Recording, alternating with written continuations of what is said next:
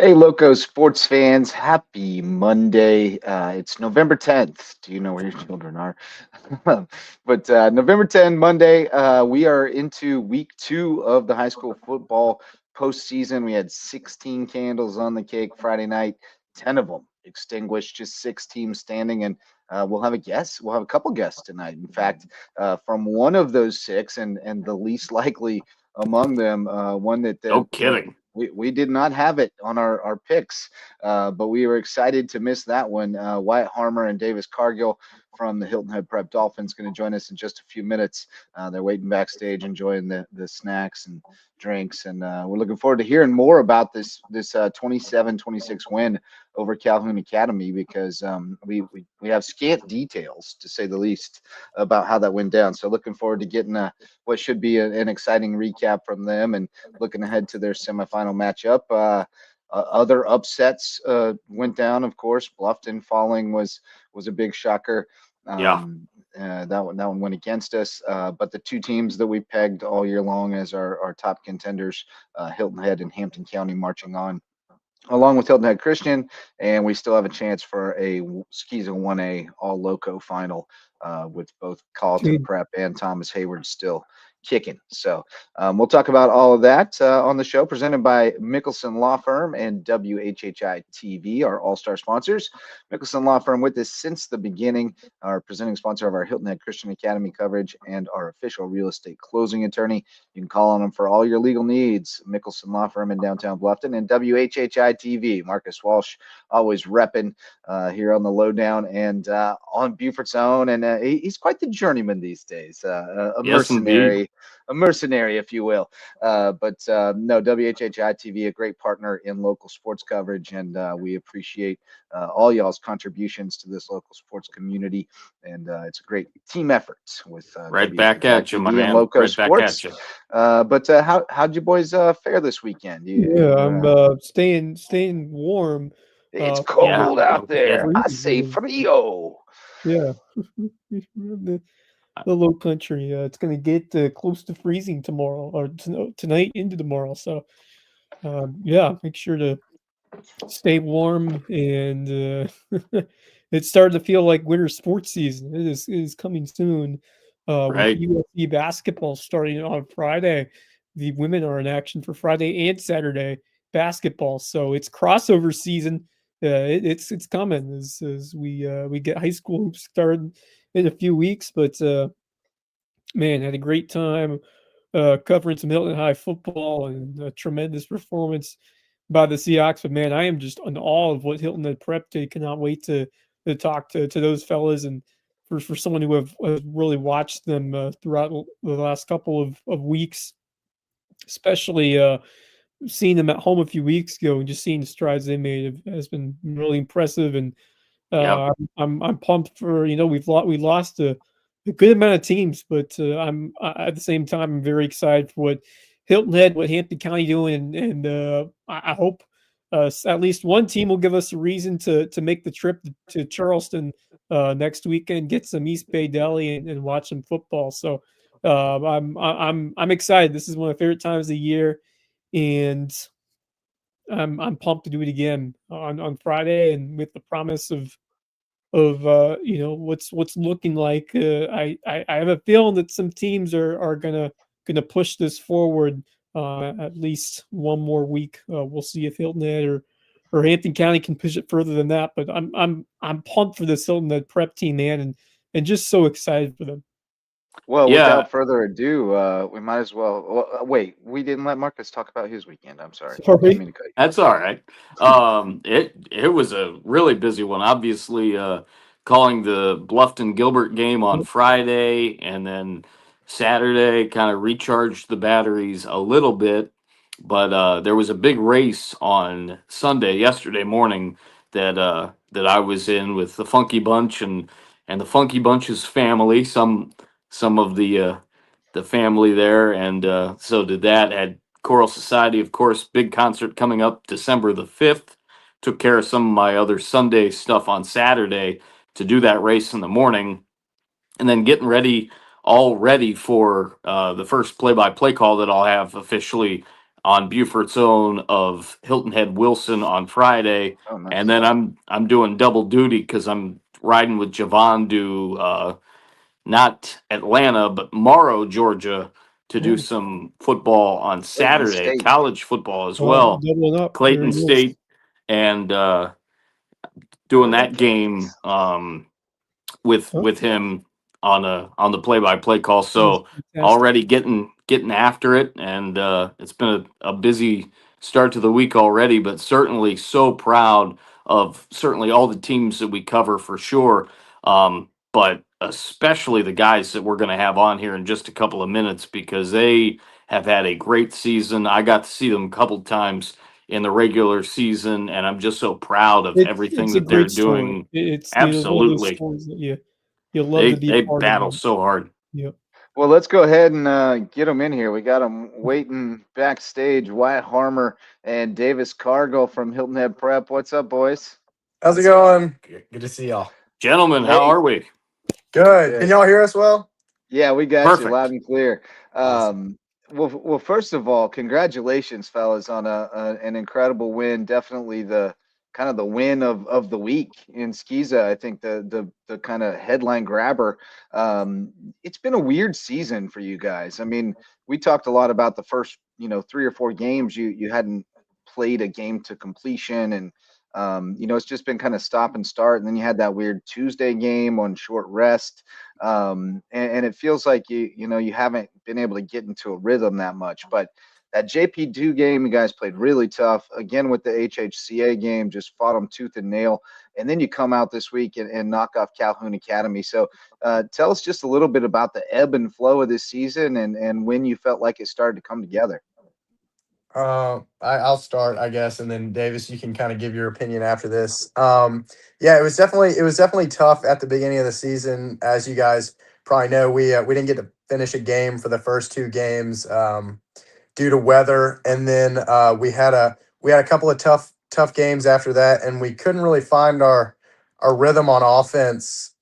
We had an OC come in in the late summer, and so we were still getting some install in even into the season, and it was just hard to find our rhythm on the offense, and that we couldn't keep our defense off the field, and so it was tough there. And I think, as you guys mentioned before, we really found our stride. We got a win early against who was Augusta St. John's. Christian. Oh yeah, Augusta. That's Yeah. Augusta Christian. Yeah, Christian. And 24/7 then win.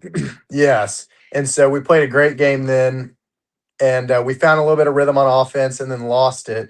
And then I think the JP2 game, especially defensively, that's really where we kind of found our stride.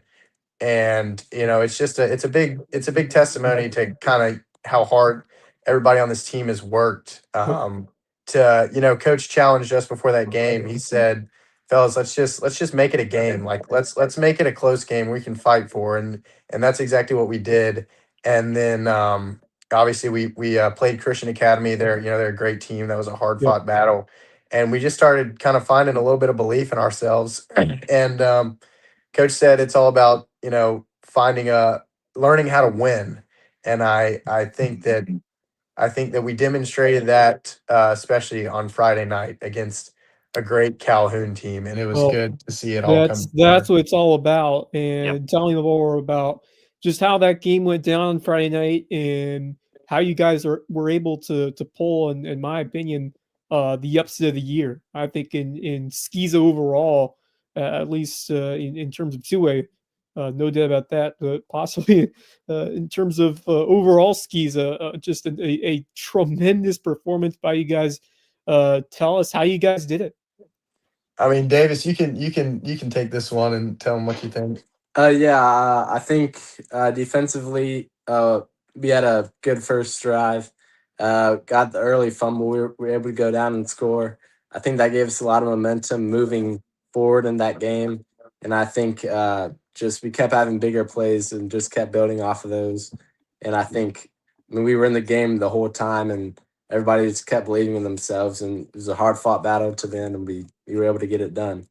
Everybody was doing their key roles and making big plays, and I think that really just allowed us to push through and get the win.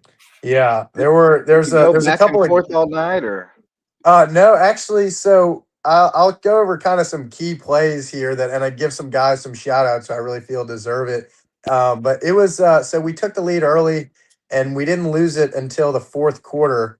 They got a good stop and then they scored a touchdown and then we went right back down and scored a touchdown and then we had a stand on like in the red zone at about the 15-yard line and they missed a field goal to win the game with about 30 seconds left. How about that? Wow. And you were telling me earlier that the man to your left was the man the other night. Yeah, 4 touchdowns. He's a humble guy and he won't admit it, but I mean he is the motor of our offense and he had 4 touchdowns in a monster game and yeah, I mean and a big shout out. I mean that's almost more of a testimony to our O-line. I mean Yeah. those Sure. guys And work their tails off. and, They and have the that's entire exactly off season it's exactly and I'm sure what Davis is going to mention. Just you know, give those guys their proper shout out and oh and yeah. Yes, sir, definitely. respect for what they did to help propel you One of on them's an 8th grader, right? a Yeah. captain performance. He's a hoss. He starts on the Great. he starts on the D line. He's the biggest guy we've had on Wow. prep in years, and he is in 8th grade. He is a hoss. But I mean, you know the guys who are seniors yeah. that have been fighting for years. I mean, Tyler Bridgeke, Paulie Absolutely. He's Smith, top of the list, in my Yep. opinion. yeah, Paulie, Paulie too. Smith, Yep. Cole Mustard, and then Yeah. we have Cooper Hoff, and then Danny Guy. Oh, Those yeah, are of course. the seniors that have been fighting their tail off along with Cooper, who's a sophomore, and it's we wanted all year to establish a run, and we really have done that the last couple of weeks. So a big shout out to those guys. Your team this year, and this was my first time calling you guys, let alone seeing you guys in a few years, but your team this year actually kind of brought me back to when I was just starting in my first couple of years at WHHI, calling games on a semi-regular basis, let alone now. Where when everything is gelling, it's gelling, and you guys look absolutely sensational. And I have to admit, on just not seeing you guys for a couple of years, I forgot how good you guys look in terms of getting after it when things are going really well. I go back to that JP2 game, which I called. I also saw you guys at the Hilton Head Christian Academy game. Didn't have the call on it though. That JP2 game, even though it was a loss for you guys, I was so impressed with certainly Davis, your ability to take stride, look upfield as you're moving, have that quick first step. And then Wyatt, of course, with your ability to lead the offense, certainly make some plays through the pass game. But I forgot about your ability, certainly, and how great you are of a runner and kind of the escapability. And you guys said that you added some help on the offensive side with new coaching and whatnot, I believe. Talk a little bit about what you've been doing throughout the season, especially early on with the conditions not being great at home, to work on those things and really turn a corner into the season, which obviously has really been quite good for you guys, especially over the last month. What do you? I mean, you're the running back. What do you think? Well, I think the offense kind of just really came together. I think our O-line has a very good relationship. And I think just really battling out like a couple guys, Brody Hauser, Oliver Barracks, a couple of our receivers. When big plays are needed, they're there. In the game against Calhoun, they had 2 humongous plays. Wyatt threw a great ball to them. They were able to make a play.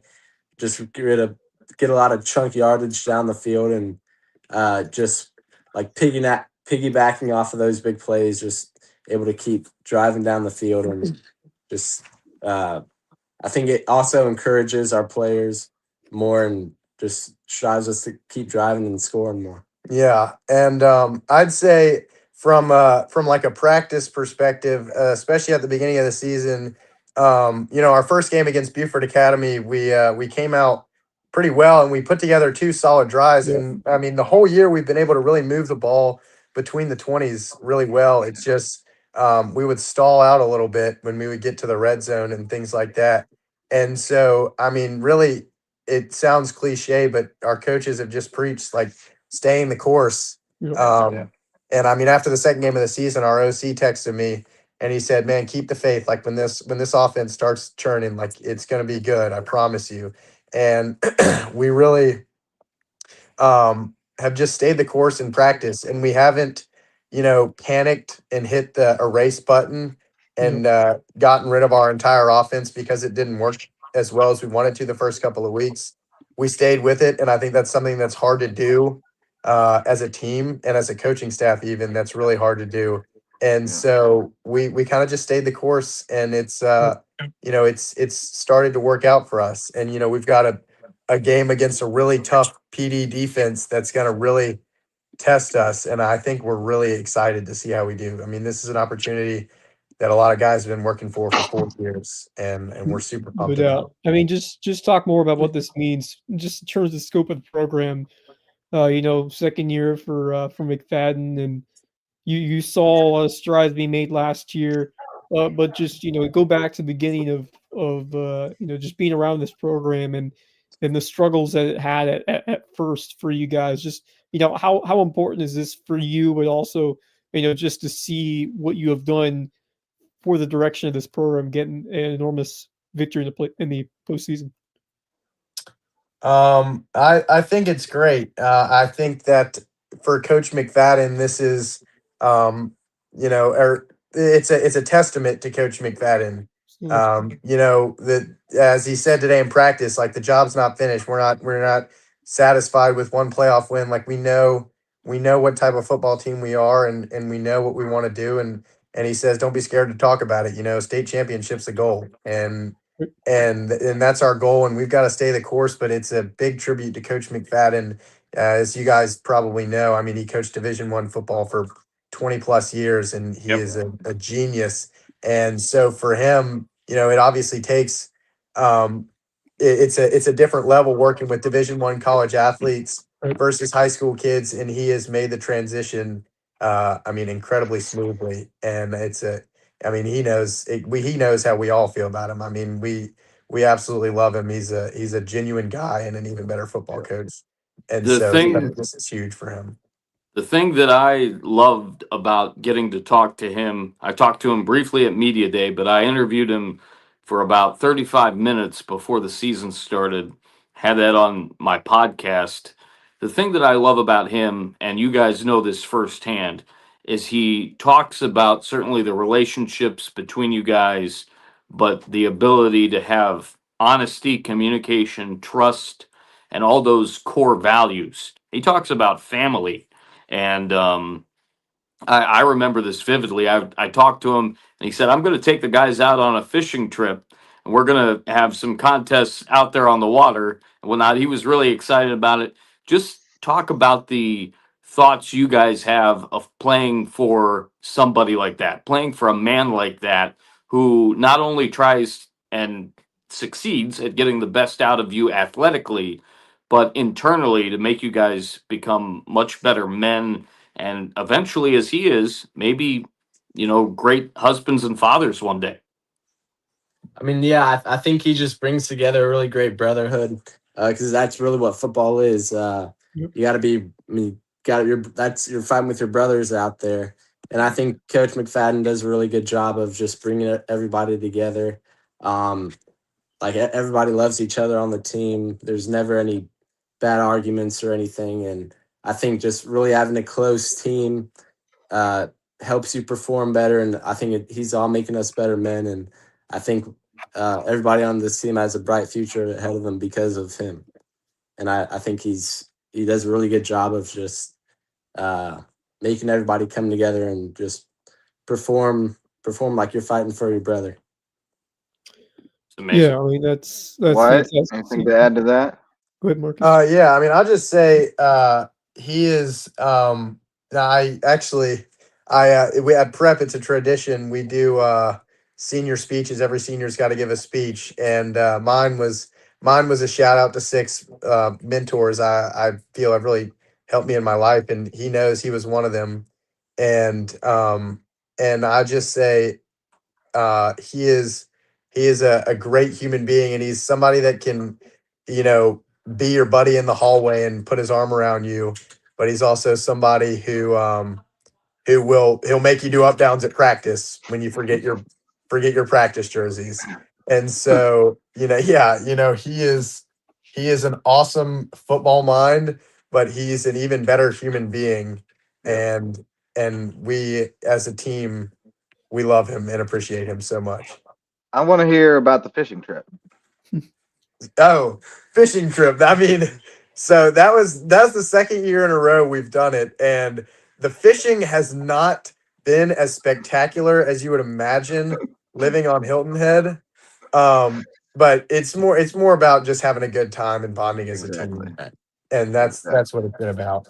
Speaking of which, you guys been in the deer blind this evening, or is this just a trial? No, we're having a bonfire. We don't have school tomorrow, and so Right. some of our friends got together and had a bonfire. This is the warmest jacket I Okay. have. Okay. I was like, dang, you guys sitting in the deer blind after football practice? I mean, I know they do that at Patrick Henry and Tom Taylor, but we don't have access to that down here. I don't think there was any place you could hunt deer on Hilton Head, but Maybe a couple hours away. To get back on track after Well, I was off, gonna I was gonna say you've got to play this PD team. This is the elephant in the room. We're all excited to go into the semifinals, but the last time you played PD was a bit of a downer. I surmised the other night that there was a turning point after that game. Kind of are we going to do this or not type situation. Maybe a come to Jesus talk, if you will.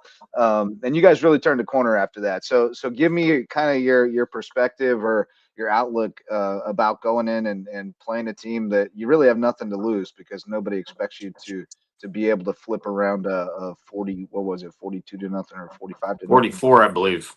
Yeah. Nobody expects you to flip that except you, right? So how do you approach this? It's all about believing in yourself, and it's hard to get people to believe it when they don't see the work that you've been putting in. And I mean, I've said it before, like PD has my respect. They played a clean game against us, and they were nice guys. And obviously, I mean, we want to beat them as badly as you can, but they were nice guys. We got a lot of respect for them, and they're a great football team. But it's all about having belief in yourself and what you're capable of doing. And, they're not the same team as they were when we played them earlier in the season. And we're not the same team as we were when we played them earlier in the season. Right. I mean, we've made strides offensively and defensively that some of them have shown up on the scoreboard. Some of them have not shown up on the scoreboards. And it's all about, as I've said, it's just having belief in yourself in the process and trusting the guys around you. And seeing what we can do. I said it in before the John Paul game. I said, our playoff hopes are still alive. It's our goal. We just got to make it to the playoffs and see what we can do from there. And that's what we're trying to do. One win away from Charleston Southern. How about it? Yep, pretty cool. But yeah, I mean, just talk about you mentioned the PD game, but I want to hear about just these last few weeks heading up to the playoffs. I mean, you guys looked very good against St. John's Christian, getting that win at home, and then really pressured Hilton Head Christian Academy in a always a great rivalry game. What did you? And then before that, of course, you had to go on the short week to Dillon Christian. So there were a lot of situations throughout that period which were just out of your control and just really tough tests for you, just having to play in such a short time span after being St. John's Christian. Talk just what you learned about yourselves and as a team through those last two games of the regular season to prepare yourself for what was ahead as you went on to go to Collin Academy, eventually get that win. Yeah, I mean, I think we kind of just had to stop and look at ourselves and just keep believing. I mean, we were still in playoff chances. We were able to beat St. John's, and we were automatically in the playoffs with that region win. So I think it was a quick turnaround for Dillon Christian, but I think after that loss, I mean, I think everybody's kept thriving and didn't not believe themselves and just wanted to keep pushing and go towards the goal, which is obviously the state championship. And I think everybody's done a good job of just staying persistent and just keep fighting. And yeah. Yeah. I'd say that I've obviously, as you guys know, Davis and I have both we've played for this team for 4 years, and we've had those games like Christian Academy where it's a nail biter and we keep it close and we don't pull it out. And we've had many of those games, and I think Christian Academy was kind of just that was proof that okay, we know we had an opportunity to win that game, and we had an interception and we had the opportunity to drive down the field and score, and we ended up having to punt. But that was kind of just proof that we can do this and we can compete with really good teams. But it was all about putting everything together and being able to learn to win, as coach said, and get that win. And so once we had the proof that we could do it, it kind of I think it kind of sparked some belief internally as a group, and so we were able to pull that out. Which, yeah, I mean, it's all You about broke the learning to win. seal. You broke Yeah, the seal, baby. exactly. Yes, sir. Yes, Maybe we sir. can get another one this week. Well, long bus ride up to PD. What do you guys do to keep yourself occupied? How do you get locked in on that long bus ride? Might take an hour nap, Yeah. just stay refreshed. Get a little closer to the game. Probably put some music in.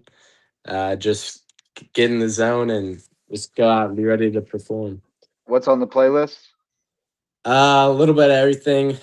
Earlier bus ride, probably some rap when we get closer. Probably more rock. Okay. All right. Leonard Skinner. Oh, yeah. Okay. A little bit of Linkin Park. Okay. Interesting. All right. Nice. Wyatt, what are you doing? Yeah, I don't know, and Coach McFadden he's big on this is it's not a field trip, like we're not going up there to have fun. He wants us to stay locked in during the Business bus trip. ride. Yep. I It's feel a you. business trip, and I don't know if this is frowned upon or not, but I'm a big fan of just turning on a movie Sure. and locking in. I love watching football movies. Remember the Titans is a great one. Yeah. There's Yeah. Love it. Yeah. another one called Greater. I don't know if y'all have seen that one. It's a fantastic movie. And then once we get up close, I usually got the music on the speaker in the locker room. The guys know I'm a pretty big Eminem fan. I think he can get you in the zone. Oh yeah. Yes. And He then writes incredible pump up Yeah. oh anthems. yeah, and then For I'll sure. Yeah. I like I'll throw Collapse. I on. like Collapse is one of my all-time pump up songs. Oh, Yes. that's my go-to. That's what I'm That's it. playing before Yeah. every game. All I mean, time. if that doesn't get you riled up, I don't know what will. Yeah, man. That's one of I'm the with best you ones on right that one. there. All right. But Well, you guys are in I'm good sure hands it with was hype Harmer on on the ride home after you guys got the win at Cal. And just talk to me about that experience and coming together to get such a massive win. Just describe the celebration and excitement afterwards. Well, actually, so most of the celebration took place in the locker room and on the field. There Everybody was that. rode home with their parents, right? No, everybody rode home on the bus. Most people rode Oh, home on the okay. bus, but there was that big adrenaline rush, on the field. And then once we hit the bus, my strategy is I lay down on the aisle and I Yeah. sleep. And Yeah. it was quieter than you would think. I think we were all worn out after a Probably tough exhausted. game. Yep. Yeah, Did you and we even didn't get back stop till at around Stuckey's 2. or anything? Do what? Did you even stop and get food or anything? No, so we don't. That's a interesting trip. There's when we go Yeah. play TD, we usually stop at Bucky's. Sure. But we didn't. I don't think we passed one. We didn't. The team No. moms. Big shout out to them. I don't know if any of them Yes. are watching, but they provide pregame, postgame meals. Oh, And a nice. big shout out to those Oh, team yeah. So you moms. don't have to That's fool with awesome. that. It's Yeah. always a disaster when you got to stop with the whole team and it takes an Right. hour to get Right. your food. Takes, Yes, And sir. takes a long Exactly. time. yeah, that's no bueno. Yeah, But but just talk to me about the opportunity in front of you coming up this week against PD, against a team that you have played before. Tell me about what this opportunity will do for you in terms of just fueling yourself to get this added chance to not just beat a team that showed off against you earlier in the year, but to get to a state championship game with a win. I think just we have a lot of momentum moving forward right now, getting that big playoff win.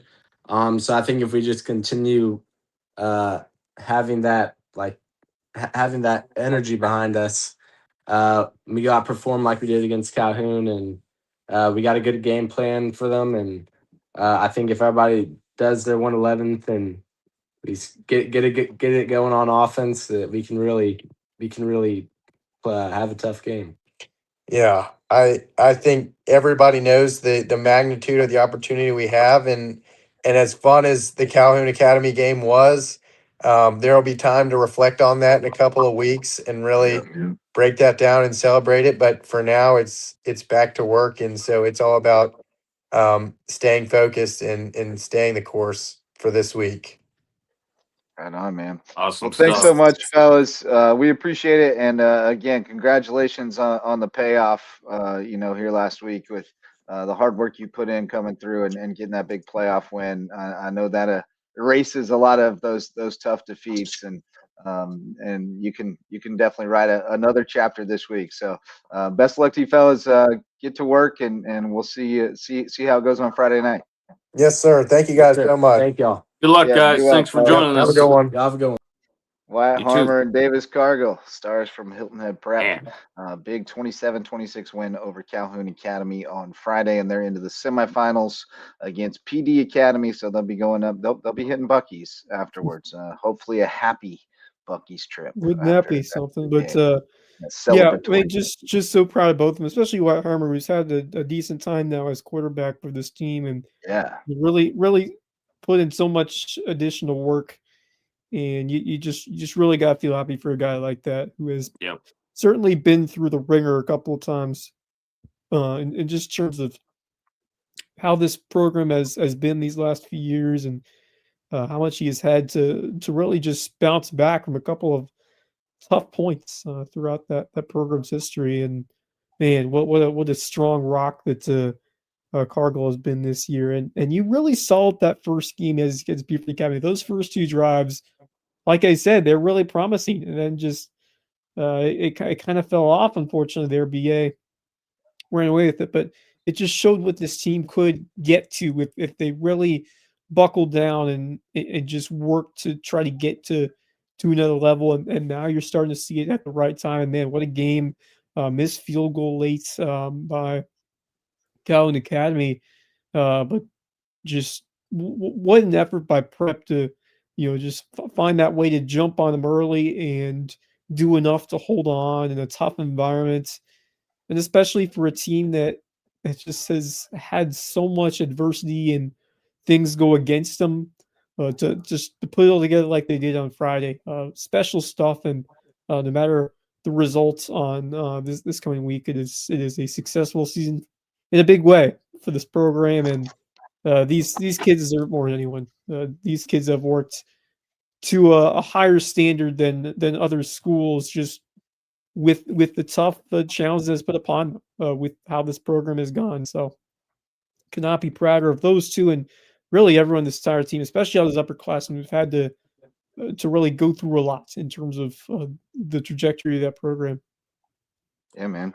Absolutely. No, I'm super happy for McFadden, and especially for those guys that have, like Davis and Wyatt, who have been in there for 4 years and been through some tougher times. I mean, it hasn't been easy. We've talked about it before, about there have been years where their season was kind of lost early on, and they were just playing out the string, but they always played hard. And those guys have grown up a lot, and obviously just really sharp young men who are destined to do well in life. Their football careers probably won't last too much longer, although I think they both have prospects of playing at the next level, like D3 type places. But love that. But they're going to go on and do great things, So, and McFadden obviously well connected to the college football ranks, and especially the high academic institutions. He coached in the Patriot League, so he's going to know a lot of people at those kinds of schools and can connect the dots for him. But anyway, let's get back to what we had going on Friday night. Do we want to check out brackets? We got brackets. We got brackets. So We got Hilton Head, the only team advancing in Class 4A. They will host Wilson, which defeated May River on Friday night. Bluffton falling to Gilbert, which Mm. is the shocker of the Loco. Without question. Should we give Bluffton a proper post-mortem here? I mean, this was the team that entered the season with the most hype. I think we were kind of trying to pull the reins a little bit and say, like, hold on. I know I was, and say, hold on. Hilton Head is really good. This is a lot of new pieces I to mean, fit together, and but there's no doubt it was the most hype. People were yelling at us about state I mean, I championship. had them as my favorite going of the year, but not by much. Right.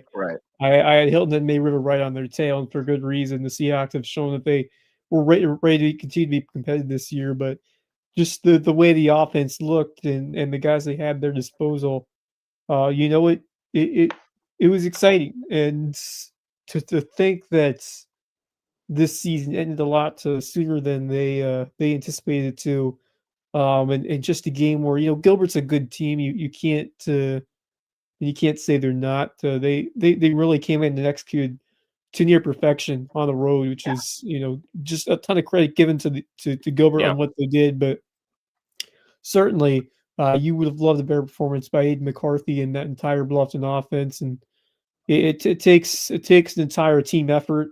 And just good on Gilbert for getting to the quarterback and making life tough for Aiden McCarthy. And there were signs that I've seen just inconsistencies from Bluffton earlier in the year that I just thought they would be a little bit more cleaner and just a Well, it little bit was more it was a lot of careful. that same stuff Yeah, that came up Friday night. It was penalties. They had 3 yeah, touchdowns taken off the board by penalties. yeah. Those Right, are Marcus? 2 on offense, 1 on defense. They That's had right. at least 2 touchdown passes dropped Yep. on the hands.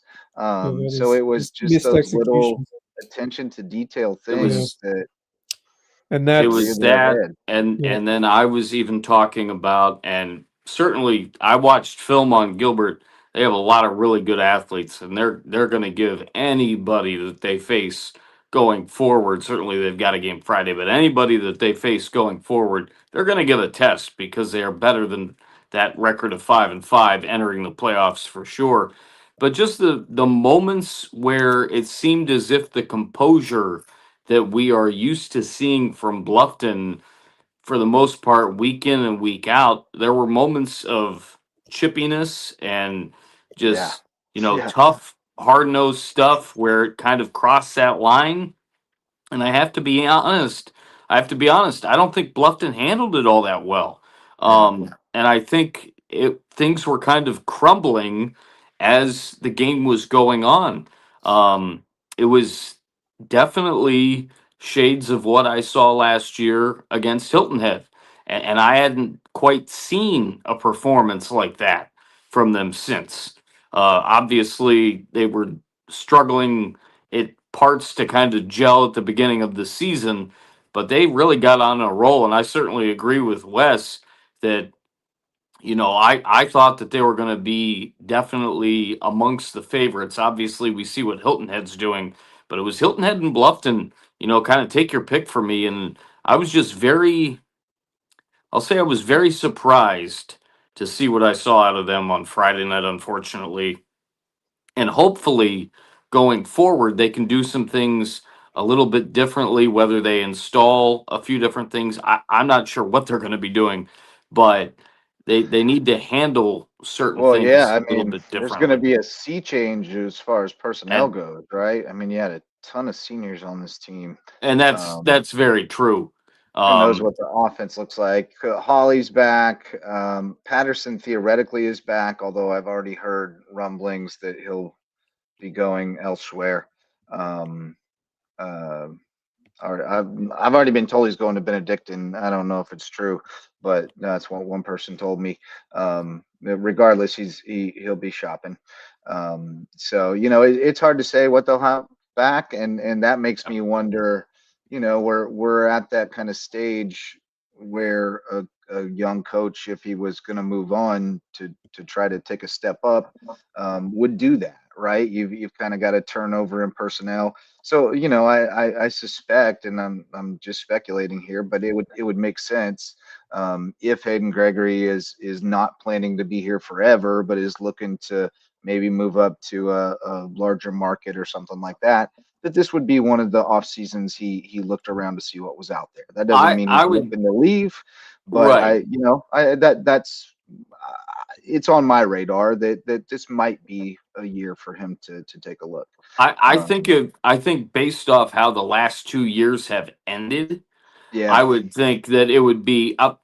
I would actually think that it would be more on my radar after next year, seeing how things go. yeah, Um, but I just kind it's of have almost that like a feeling. rebuild next year, right? Yeah, I mean, I don't know. there's I guess I don't Yeah, know it enough could be. about We'll all their know personnel, but it more in the feels kind of spring for rebuildy. sure. yeah. But we'll see. He's certainly done a tremendous job of Oh, building hype around that program, of bringing absolutely. energy to But that the program, results of have not been there in the attracting players playoffs. to that program. But right, And and that's the what results of without question. the endings have been disappointing. And Yes. Well, I don't know that you can. to be fair, they have gotten the better of their rivals in terms of May River, but certainly, I Well, think not last year in the playoffs. true. But two of the last 3 years in the regular Yeah, season, they've beaten them. So, right. Right. I mean, yeah, I guess the playoffs do matter. And Playoffs they are the ultimate, Yeah, the they ultimate, do matter. right? yeah, So, yeah. I I thought that mean, kind of canceled out and getting them in yeah, the regular season last year. yeah, Um, yeah, But that was what surprised me was Gilbert had a little more in the passing game than I anticipated. Peyton Comer really got after it late in that game on Yeah, Friday. He was all over the place in what I was seeing on film against Brooklyn Casey. RJ Curse was another really good target, and he was doing a little bit of everything. Certainly, a fine player for sure, and just what a job by Kit McLaughlin and company. They really played well, and we saw the running game that I was talking about get after it certainly, and make things yeah. I difficult mean, it's just a matter for of just Bluffton. backing up that talk, and it just seems like Hayden Gregory has said a lot about this program is on the right track. It's going to continue to improve and really take that next step, but we just haven't seen it come to fruition. And it's just tough because Yeah, this I feel like the last few years this team has had a ton of potential with who they have brought in, and some of the guys, like a Linder, like a Carnell Warren, some players who have really made big impacts.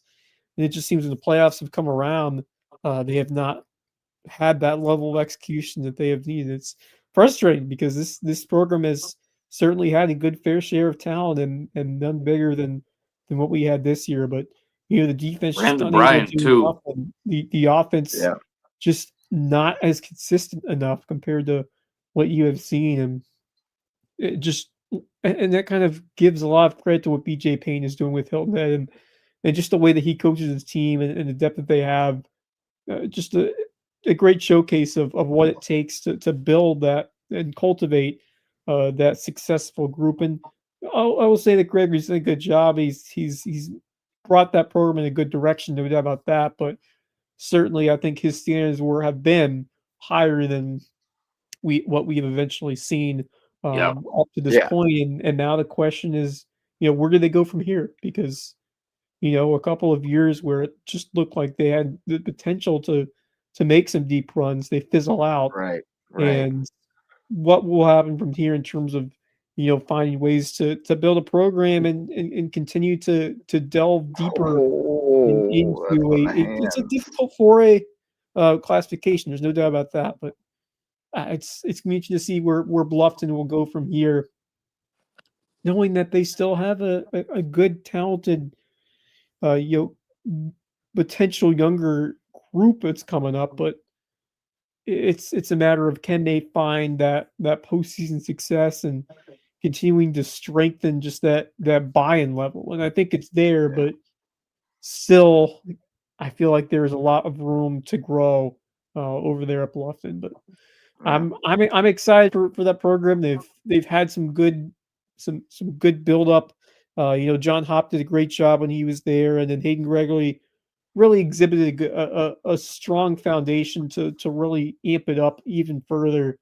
Now can they find a way to take that next step? And sometimes that can be tough. It's never easy, especially around here. I mean, there's some really good Right. programs in the state, and you really have to find a way to earn it. And it just Yeah. goes to show when you have those good years, like when Gregory or when Libran had that state championship year, got to it and won it again. Mhm. That Buford, he's yeah. shown it's possible. Success is fleeting. I will say we're talking so much about the guys that are leaving, and rightfully so, but they do have some good, solid guys coming back. Yeah. Definitely should be anyway. One guy that I think of that I can't help but mention just about every broadcast that I have because he does make some big plays is Roman Benjamin. Yeah. He'll be back. Aiden Howell should definitely be back. Yep. Unfortunately, they're losing Lucas Gates to graduation, but Jacoby Saunders should be back. Yeah. Maybe even a guy like Jim Williams, who's a senior next year, could get in and make some plays. I don't know if he would maybe line up somewhere else other than quarterback, but Right. you got a chance to be a little bit creative if you're Hayden Gregory and that staff figuring that they come back next year. It's going to be very interesting to see how this Bluffton team looks Yeah. come the springtime. Yes, it will. Yep. But tough ending for the Bobcats. Certainly after what was a really exciting regular season, but I got some highlights. Wes, I was having trouble downloading your videos today, so I'll use the huddle video. I was able to get some of them downloaded and use them for Loco Lights, but I couldn't get them all to download for some reason. They're being weird. But we got some huddle video. The Seahawks are our only team still standing in 4A after May River dropped a tough one, 36-28 to Wilson, and that'll be the next opponent for the Seahawks, who Caden Stewart was What a dude. the man of the hour Oof, on that Friday. guy. Four He came up catches clutch for early in that game, and man, 168 yards, 2 touchdowns. what a tremendous addition that he has been just to the overall success of this passing game offense. And it's just been that it has not just been Jeremiah Walters. Stewart, Right. his ability to get open and make some big plays downfield in clutch situations as this season has gone along. I mean, it just speaks to that ability of some players that have really taken the initiative this year for Hilton Head. And we've talked about this a little bit, but it just seems like there's another one who steps up, comes out, and puts up a big time showing, and maybe not the biggest stat line, but just makes the clutch plays. And we're just seeing that a lot from Hilton. And the buy-in we talked about buy-in with Bluffton. The buy-in is certainly there with Hilton, and it really starts at the top with Renishevsky and Zernecki has been a big part of that too. But it is really just spread throughout the entire team, and the defense has gotten some of that as well. And it's just a really cool sight to see for this team, this program in general, to have this kind of success, because this is special territory. I mean, Hilton Head has not had this level of success since the 1990s in terms of Right. this amount of Van success, Utley. the season and carrying it over to the playoffs. So it's really been cool to see as a Seahawk alum, and just the way they were able to make big plays in that game, convert early on third downs and even on fourth down as well. It just goes back to the wants and the will of these guys to make it happen. And they just know how to really prepare well over there, and the facilities have gotten upgraded the last couple of years over there on the islands, and Yeah, they the look coaching great. staff has just done a tremendous job. I mean, Payne has been part of that, but others as well have really done such building up the team as a whole. And the other guy I mentioned, Aiden McDonald, who made a big play yesterday or Friday on the fourth down. It just seems like there's so many players that just don't know how to deliver in those third down, those fourth down situations. A lot of doing unsung something. heroes. You I you mean, Hilton has a ton of them. Yeah, you mentioned Wes, certainly the coaching staff and what they do. We certainly think of BJ Payne because he is a defensive mastermind as well as being the head coach and managing the entire program. I talk about Sarah Bichkowski more all the time. She handles everything from the director position, director of football operations. But a guy that I haven't talked about as much, and I'm definitely going to bring him up on Friday when I'm calling the game with Max, is their offensive coordinator, Jalen Whitlock, who is just absolutely outstanding with what he's able to do, finding situations and working through the plan. You plan your work and you work your plan. He does that as well as anybody on that in that program of passing the ball versus running the ball, going through all of those situations and finding out what works best. And obviously it is working because this team's 9-1 heading into the playoffs. And now they obviously won on Friday. So he's another guy that just is doing sensational stuff. And I'm really excited for this game on Friday. It's if you're going to be at the game, bundle up.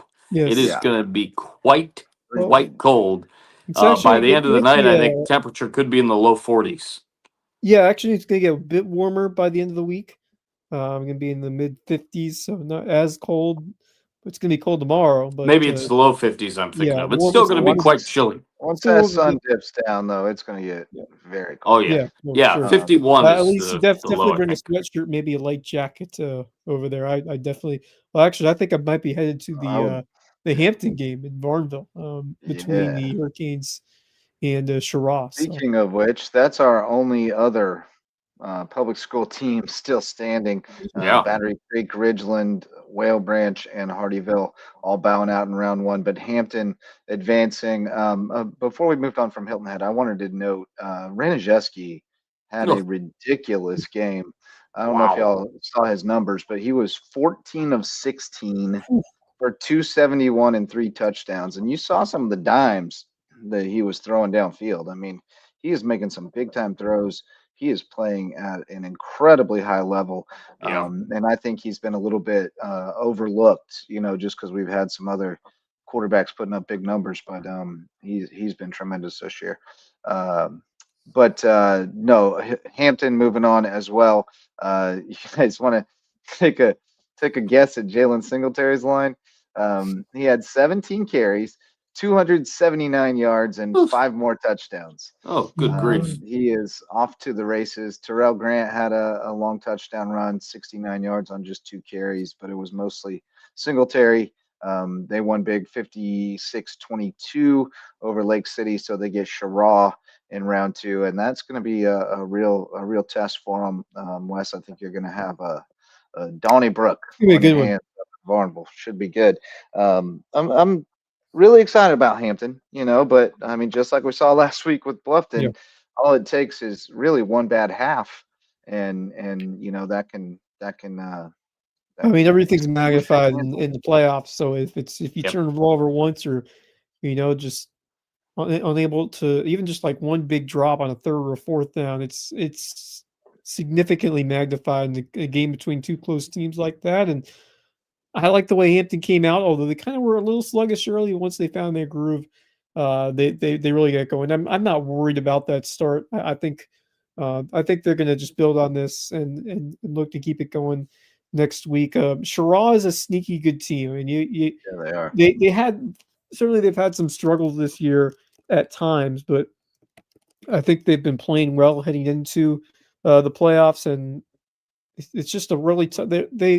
They always match up at a high level. I mean, they play aggressively. They're a good hard-nosed team. It's you really have to be on your game, and Hampton's gonna have to work for. I mean, they've come in winning 4 straight, including they've allowed just 7 points or less in 3 of those games.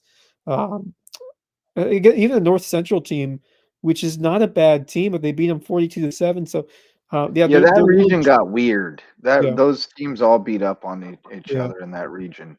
Well, I mean, traded. they only lost by 7 to Marlborough County, and Right. they only lost by 7 against Central. So I mean, this Yeah. you cannot sleep on this Straw team. They will play you tough. So I'm a little worried, but I kind of feel like Hampton's due for a big time win at home. You just don't have much room for error against a team like this. I mean, Right. they will make you pay if you don't play up to the level that we have seen before from this Hampton squad. And I'm excited. I think it should be a very tight game. Yeah, should be a good one. Absolutely. And then we told you about Hilton Head Prep, but Hilton Head Christian's still in the fight as well. They won pretty big over Trinity Collegiate. They ended up pulling away 42-20 the final. Langhouse had a so-so game. He kind of, not his best game. Only about a 50% completion rate, 220, 3 touchdowns, but 2 picks. But Hudson Baker had 115 yards and 2 touchdowns on the ground. Jackson Richardson continues to emerge as a real receiving threat. He had 9 for 125 and a touchdown. And encouragingly, that HHCA defense got after it. They had 15 tackles for loss, 6 sacks, and 4 picks. So big time night for that HHCA defense. They'll need something like that on Friday when they go to Wilson Hall. But I think that's a winnable game. I think there's a possibility that the Eagles will end up making us go to Charleston Southern. I had a quote with Jessa Jeremiah earlier this morning on our production meeting at the end of it, just recapping some of the action, certainly the Bluffton Gilbert game that I called and a few other things. And I said, with that HHCA Wilson Hall game, that is also known as the Burn Bowl, because you got a bunch of us in the Hilton Head area for HHCA. Of course, her kids go there, and a bunch of us do. Daniel Court's daughter goes to HHCA as well, and then you've got Wayne Morris and his kids and They a go to few Wilson others. Hall. They go to Wilson Hall. The So Bowl. it's the Burn Media Bowl Gotcha. this Yeah. week. Yeah. Should be a fun matchup. Yep. I'm excited for Hilton Head Christian. I think they've got an underrated shot to compete in this game. Yes, I mean, this is a I team agree. that they have played a lot over the years, including the state title game a couple of years ago. So, they have good experience against a team like this. But can Hilton Head Christian show that they've turned that corner? And I think this is the week to do it. And what an opportunity for Crest Langhouse to really make his real time mark on this program, because the way that they dominated, or at least played that's not a bad Trinity Collegiate team, but the way they dominated gives me a lot of hope for what they can do on the road. But certainly it's a different animal compared to just playing at home and having to go on the road in a semifinal playoff game in SCISA. It's a much more difficult task. But I don't know. I think Rob Peduzzi has got these guys playing inspired football right now. These guys are really finding ways to gel, and the run game's starting to get going. Langhouse is starting to find it, and this defense has the capabilities of making some big time turnover plays. So I'm starting to feel better and better about the chances of Hilton and Christian in this game. I think it's going to come down the wire. I think it's going to be an exciting one on the road, and it's great to see this after all the adversity that this season has gone has brought for them to be one win away from a state championship game and to be playing this well heading into it. That's goes back to the coaching staff and just the resolve of this team. And remember hearing with Max Araj and how bearish that he was in terms of what this program was heading towards, and how concerned he was. And now that is really, ever since that JP2 game, it's turning the other direction. And I'm really pumped for these guys, especially those players who have really taken steps forward these last couple of weeks. It's exciting stuff over there. We've known that Peduzzi's done it before. There's no reason why this team can't do it again and take it one step closer and to another state title. So I mean, I think Hilton Head Christian has a great shot, and I think Carlton Prep, and then Thomas Hayward probably Hilton Head Prep, of course, at PD. Yeah. We talked plenty about that, Yeah, but yeah, no, I think Hilton Head Prep. I think that there is a way forward for Prep in terms of competing in this game, No especially doubt. after I mean, all the confidence in the world after shocking Calhoun, and I just think there's something special brewing there, and they're going to give it a real shot. But I think HHEA is a solid chance. I think College and Prep does as well, um, and would love to have a nice long afternoon turned evening over there at Charleston Southern, get some food and hopefully cover some state champs. But it's one of my favorite Saturdays of the year. Heading down yeah. there, and I got a good feeling about a couple of these teams. Hey, you want to talk about peaking at the right time? Thomas Hayward 2 weeks earlier lost to Carolina Academy on the Yep. road. Yes. This week they beat Carolina Academy 47-20. You want some numbers? I got some numbers. Tony O'Banner, 22 carries, 237 yards, 3 touchdowns.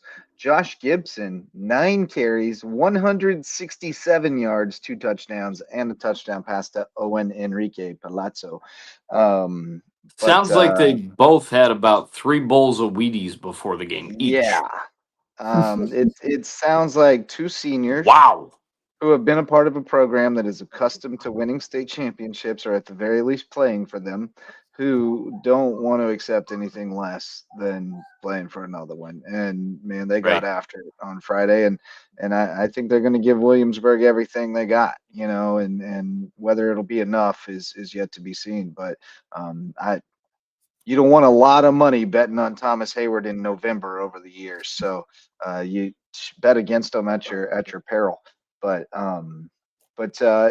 any other that we want to post mortem? The season's ended. Let's see. We had. There's not a lot to say about a lot of them. Buford's season was what it was. I thought they showed some progress throughout, but just couldn't compete with a lot of those May teams. River, you kind of, as much as I'd May like River's to win this game, you kind disappointing. of saw it coming. Yeah. They just need a bit more on the offensive side to really take that next step against some quality teams, and they even still they had their chances against Wilson, but Yeah. just a couple Stayed of right in it. And they I want to go back to Battery Creek because that is a team that in spurts showed me a lot. I only saw them twice, and unfortunately, the game I called was not close really at all.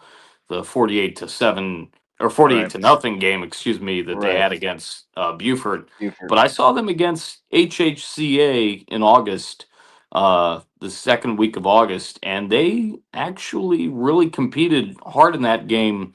Obviously, trench play was the name of the game because it was raining. We were in the midst of like Right. 3 weeks of nothing but Yeah. rain. Ugh. I remember the week before I was going to go to that JP2 Colleton Prep game, and that was about as hard as I've ever seen it rain outside of a hurricane while riding in a car. But they played really hard in that HHCA game. They played really hard in the JP2 game, talking about Battery Creek Yep. and a few others as well. It's just they couldn't put everything together with what they had on the field. Yeah. And unfortunately, I don't want to make this about what they didn't have. We know about that. And there are other situations throughout this area where that has been the case with other teams. Um, Regardless of all of that, though, this Battery Creek team, as long as they keep chugging forward and making things happen, I think Ed Susie continues to be the right guy for that program Yep. for a little while longer, certainly as long as he wants to be there. But they like some of these other teams that we're talking about, including some of the top teams like a Bluffton and like a May River. They need to take another step in order to get to where they ultimately want to be. Because folks, you all know this, I'm going to say it anyway. All of these teams want to win championships. That's why that's on the field. That's why they play At the least game. theoretically, Obviously, there's a they lot. say they do. They say they want to, but Correct. it takes a level There's of a lot more commitment. to it. It takes a level of consistency and work. And at the end of Right. the day, the coach's job is to motivate that in the kids. But And sometimes you and don't have enough through kids who want it. through that, and if you do have them, that's where the biggest life lessons are learned. Yep. So, kids And have to that's the want it. point. That's the The kids ultimate have point. to want it. The kids Yeah. have to want it, and you have to want to be great. And that's a decision every day. And it's like our old friend Jack Usry said, you choose discipline or you choose regret. And Exactly right. and until you can get enough people bought in, like Hilton Head has, like Hampton has, and those are well-run machines. Those programs, Yeah. they year round they're checking in with those kids and making sure they're doing certain things.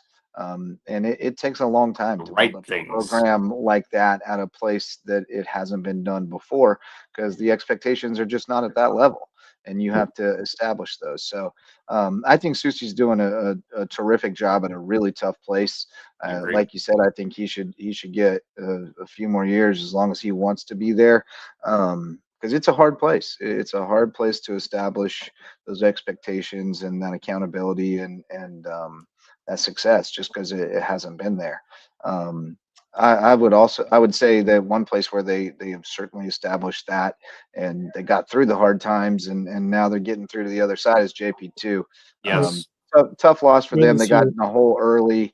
They fought back a little bit, but it was too little, too late on Friday against Florence Christian. But man, what a year of growth for them. I mean, I Night and day believe compared to what we saw even a year ago with that I program. believe Shane said before the season that his optimistic goal was that they could win 4 games, and they surpassed And that. They yep, surpassed it. yep. And I That thought is that was that pretty shows maturity, optimistic. that shows I did growth, too. total team success. And Wolf was fantastic. What a breakout year Namath had, freshman season. What a spark that he Boyden, brought. And I thought the defense really worked hard this year, to the yeah, level where And they were competing against some solid squads as the season. I mean, Florence Christian, that's a good team. That's a solid program. Tough way to see it end, but for Shane Milligan and this team that bought in, you saw that from the start when they knocked off Carlton Prep to put they were, to really and they're put this. young, Yep. young. And then they just continued to excel from there, and certainly took their lumps throughout the year, but much better than anyone would have seen that season going for JP2. And now there's big time optimism going forward that this program can continue to build off what we saw here in 2025. I think Milligan's the right guy for the job. He's been a Yes. tremendous hire and terrific coach, and really saw that on display. So I'm excited to see how they build on this going forward. I'm pumped to see what a program like this can do. I think for JP2, I'd like to see games. I love Hardyville. I love Richard Gray. It's a great place to play, but I want to see games on Any- campus. yes. It's coming. They're working without on it. question. They're working That on is it. something I'd really love to see. Sean Yeah. Thalen. My Yes. Yeah, gracious. he's the monster. Man, What a year that for catch him, that he too. had. in the Hilton Head Remember Prep he game. wasn't going to play football at media day. They were trying to talk him into it, and they talked him into But it because he yeah, was I mean, trying to Alan Wolf focus will be primarily back, on and basketball. Bennett's he'll be just He's a heck a of a sophomore. basketball player, They too. have a ton of Oof. returners on this Yeah, JP2 team. almost everybody, and Yep. and remember their best offensive lineman's a 9th grader, so So and he's future going to is be extremely their bright best with what this team can do defensive next year. lineman too. I'm Um, excited. Yep. So yeah, it was disappointing to lose 10. I didn't think we'd lose quite that many on Friday. We're down to 6 already, Yeah. and it could get thin real I fast. mean, you never know. I mean, you never know which week will be the last. With Right. Last week it hit us last year it hit us like a ton of bricks. I was In I was round at one. Manning. Round. You're right. I was at We lost a Manning. bunch round one like this year, but Yeah, but I was at we Manning lost just for about everybody Hampton, that second and they weekend. lost, Yeah. and I realized that everybody Hilton. else had lost, and I drove Yeah. home from Manning sad. Oof. That was a rough one. But hopefully we can make it longer than that this year. All right. Well, shout out to our other sponsors. We got Hudson's Seafood House on the docks, presenting sponsor of Under the Bus. We'll have a new episode for you on Wednesday night this week. We had a scheduling conflict on Tuesday, so we'll be coming at you on Wednesday night. And Hudson's is a great place for seafood, sunsets, and cocktails on Hilton Head Island, and sponsor of Under the Bus. We got HHI Windows and Doors, our old friend Coach Barron from Hilton Head Prep. hung up his whistle, focused on a new kind of screens at HHI windows and doors, improving your view of the Low Country. Our favorite personal injury attorneys in Beaufort have provide remarkable service, but they have a rare name. It's Twinge and Twombly. Twinge and Twombly, personal injury attorneys in Beaufort, proud sponsors of LowcoSports. We've also got Reverence Wrestling Club, our official wrestling sponsor and presenting sponsor of the Lowco Grind, and the Jay's Barbershop, the place to be in Ridgeland, whether you need a haircut or not. And that brings us to our parting thoughts. Marcus Actually, Walsh. we had some cross country action that took Okay, place well, let's over get the into weekend. that. It's been an hour and 10 minutes, and I'm tired. But let's get into Yep. that and parting thoughts. How about that? What do you Yeah. got, Marcus Walsh? All right, I'll start off. I've got a few quick ones. Got to see Coach Barron Oh yeah, film at WHHI on Friday when I was there, doing a little bit, or maybe it was Thursday when I was there doing a little bit of stuff, getting ready for the football game. Filming your view of the Low Country with Jessa Jeremiah and a bunch of others at the station. Always great to see Coach, for sure. Some news that probably won't shock a lot of people. Myself as a Cleveland Guardians fan, for sure. Both Emmanuel Clase and Luis yeah, Ortiz. Bye bye. Um, not a shock forever, at all. Yes, forever indeed. They might face about 60 years in prison, which is um, insane. which is Murderers get nuts. less Which than is that. nuts. It's nuts. Um, we'll see what happens down the pike, but they definitely did it, and they did it Yeah. in a big way. Um, so tough news there, but Cleveland will be able to rebound. Some sad news in the world of sports when you talk about two legends of their respective games, in my Mhm. opinion, with Agreed. Paul Tagliabue, the former commissioner of the National Football League, and if I'm being honest, it seems like he was the best of this era, going He was back a ways. the first commissioner I remember in my My lifetime. goodness Right. gracious. Rest in peace to Paul Tagliabue, and then from the Cleveland Cavaliers and a bunch of other teams over the years. And I actually saw this later Hawks. last night. Rest in peace, Lenny Wilkins. I shared that with my dad, and he was like, "What?" I said, "Yeah, last night. Died at 88. Both men with living exceptional lives, 84 and 88. And both were pillars and beacons of their respective sports. So rest in peace, certainly to them, and looking forward to seeing what happens this week for sure. Yeah. All right. Uh, Um. Wes, Yeah. want to talk cross country?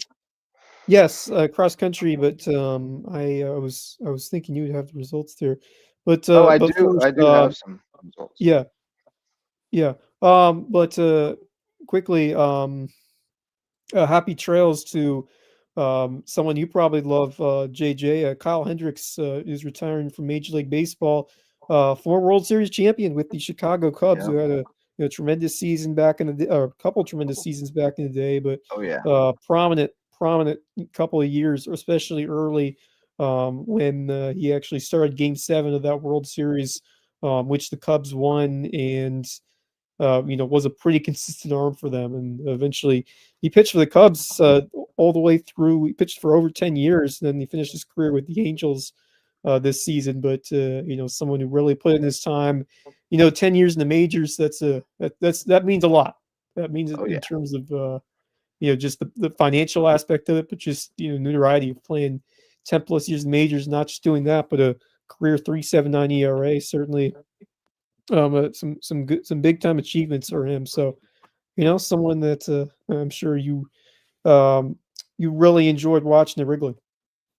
Yeah, I did. His changeup was devastating when he was at his peak, and he was really fun to watch. He was reminiscent. I mean, I'm not putting him in the same category, but reminiscent of Greg Maddux in the way Mm, he mm, approached it. He was precise, spotted everything, didn't have real overpowering stuff, but had great command of it, and changed speeds and locations well and hit spots. So it was always fun to watch him yeah, pitch, and you always knew he was going to keep you in the game. He yeah, was going to grind it out.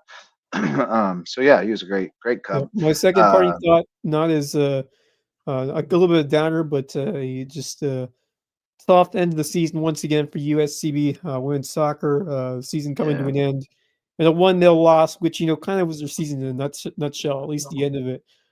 Played teams tough, great defensive effort, just couldn't find the big goals this year, and you kind of saw it play out the way it has the last 5, 6 or so games from what we have seen from a program where I was impressed by their start. I really liked seeing the growth from some of those younger players, but it just seems there's still a few big time strikers, goal scorers away. And if they can find a couple of more pieces that just provide a little bit more of offensive explosiveness, I really like what Gary Boughton has potential to do there. I just think they need a little bit more to really compete in what is a tough conference, but they showed they're on the doorstep. They had a couple of several 1-goal losses, so they're I think they're right on the cusp of breaking through. They just need a little bit more support on offense and just a little bit more consistency and hitting those open passes when they need to. As this season has gone along, it just seemed like there were a couple of instances during games where they just weren't on that same page that they needed to be. They had some terrific players. Savannah Page was an outstanding, and she's going to be top 5 in a couple of categories now that her career has come to an end. And fantastic kid. I think she's going to do some big things in the medical field going forward. So all the best to her. Awesome. But I think this program's on the right track. I just think they need a little bit more, just in terms of pure explosiveness and talent on the offensive side. I think now that they're entrenched in like full-time Division II, I think that's coming Right. down the road. And I think Boughton's a great coach. I think he's got a great mindset, and I think this group of players really enjoyed and got a lot out of what Boughton had to implement. I like the system that he runs. I just think they need a little bit more talent on combined on what they have already. But it's tough to see because I really thought this could have been that breakthrough year, but not quite. Yeah. On the other hand, that means it's a new It is. season at USCB, Yes. and on Saturday I got over to the Cove Saturday morning and hooked up with Kevin Libby and Jeff Riley, and we saw the first look at USCB women's basketball for the season. They had a little scrimmage with Coker. They ended up winning 60-52, or not Coker, Claflin rather, which was great because they brought our old friend Takoya Hayward back to town. Yes. That's Got right. to see Koya and Court going head up, one-on-one a few times. And both of them look good. Courtney Campbell looked tremendous when they put her at the point in the fourth quarter, and really was the difference. Their offense really clicked with her at the point, and they That's what broke she out does. and pulled away. She had a terrific sequence of like 3 straight possessions where she just looked so in her element. No look pass to the corner for a 3, driving kick to Lydia, and she just missed the 3.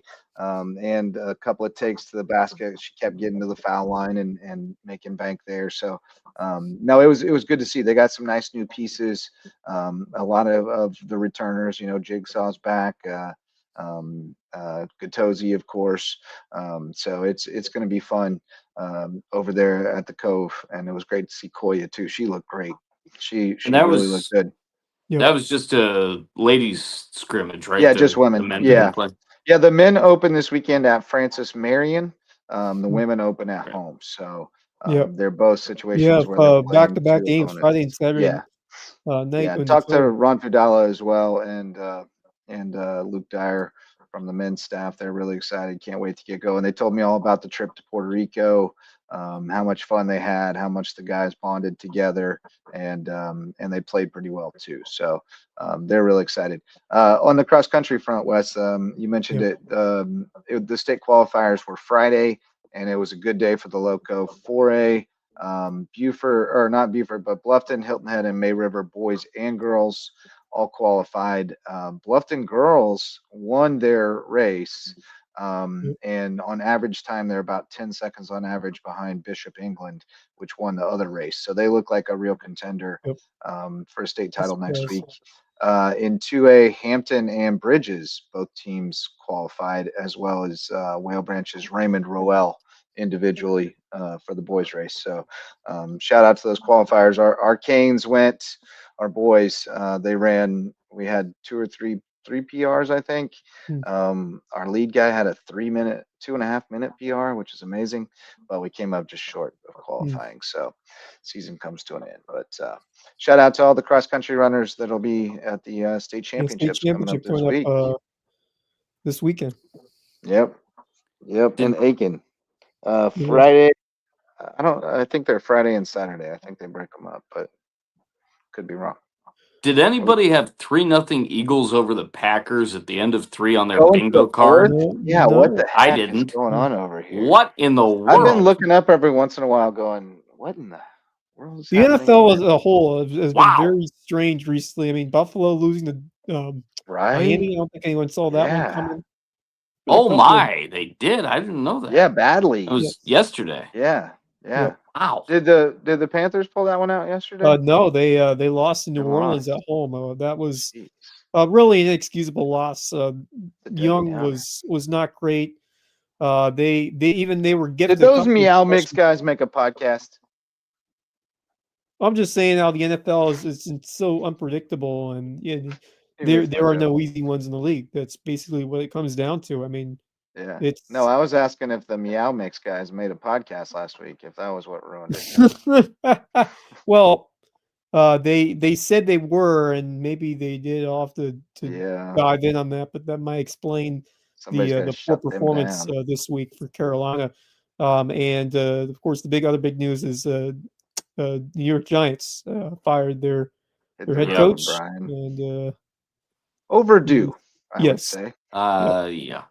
Probably should have done that at the end of last season, frankly. Thank goodness I've got 3 Indianapolis Colts on my fantasy team. That helped the blow of Atlanta losing. A bunch of goodness. Of their weeks. Indy could go to the Super Bowl this year. They are really, really they good. I mean, I'm gonna have to beat I'm not sold yet. Even like I mean, Jonathan Taylor's been great, but I'm just still not 100% sold on it's kind of them and the Patriots both. I think the Patriots were for real. I think New England's for real. I think Drake May is a legitimate MVP candidate. You might not be wrong. I agree. I'm kind of liking the Rams in the NFC now. They are really what a whooping they put on San Fran yesterday. Yeah, Stafford continues. Stafford is show out. Stafford's had 3 straight 4-touchdown games. Yeah, it's crazy. He's like balling. my age. Yeah, I think people may have forgotten how good they were a couple of years ago, and even without Cup, they're still able to. They've been still able to succeed in terms of. Yeah, and the coup has been great, but they've got some other guys too. Crazy good. Yeah. All right, boys. Good stuff. We will probably be back on Wednesday, I suppose. I don't know. We'll talk about it. We could do tomorrow night since the Under the Bus boys are taking off tomorrow night, but I don't know that we need to. Like tomorrow night might be the better option with Under the Bus on Wednesday, but I'm not sure what we have to talk about tomorrow. Maybe if we can find another guest or two on. Perhaps we'll play it by ear and we'll see you out on them streets. But thanks so much to all of our sponsors for making all of this possible. Thanks to our guests tonight, Wyatt Harmer and Davis Cargill. Great talking to those guys. Best of luck to the Dolphins on Friday night at PD. And thanks to you for showing up to listen or watch. For Marcus Walsh and Wes Kerr, I'm Justin Jarrett. Till next time, go Loco.